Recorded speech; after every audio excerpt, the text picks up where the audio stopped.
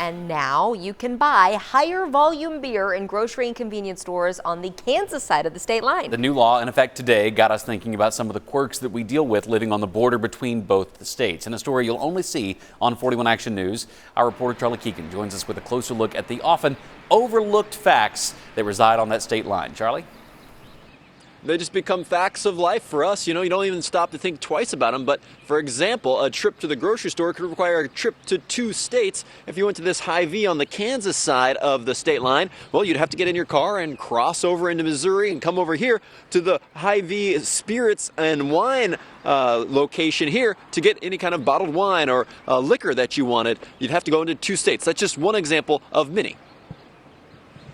And we're right in the middle of the median. As Leawood Police Captain Brad Robbins learned when he joined the PD, State line road doesn't mean state line. State line road isn't always divided 50-50 on the state line. This is probably the most extreme spot. Near 103rd Street, it curves around Indian Creek. Start evening back out. But no, you can't get out of a speeding ticket if you stop on the Missouri side when a Kansas officer pulls you over.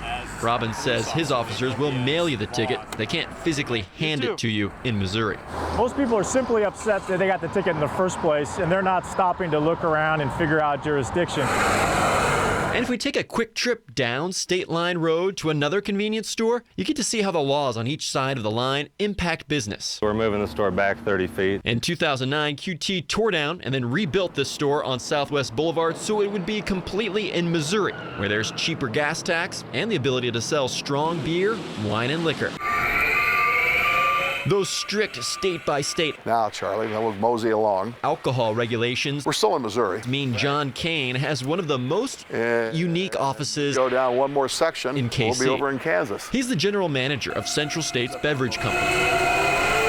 This is the Missouri keg room. The beer and liquor distribution warehouse is purposely on the state line, Missouri's docks there, Kansas docks down here. so it can deliver to Missouri and Kansas from one building. Beer has to rest in the state in which it's being sold.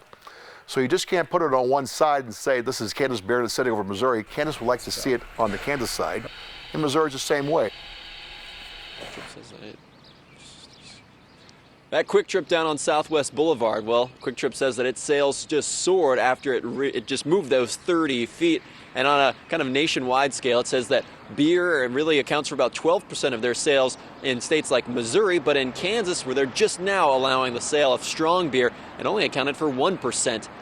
They expect that to change now with this new law in effect. Reporting live, I'm Charlie Keegan, 41 Action News Today. Charlie, fascinating So stuff, interesting. right? Another quirk Charlie discovered when the beer and liquor distribution warehouse recently expanded. KCMO allowed gutters to show on the outside. But Leawood City Code had different rules. They have to be on the inside of the building. Just a few feet can make all the difference when it's right over that state line like that. So interesting about where the beer has to rest. Right. To where it can be sold. And then now gutters, that's wild. And now with the stronger beer being able to sell in Kansas, it's interesting that they had adjusted so much. Yes. People, companies, everything. And now they can get it on both sides. It's a big day.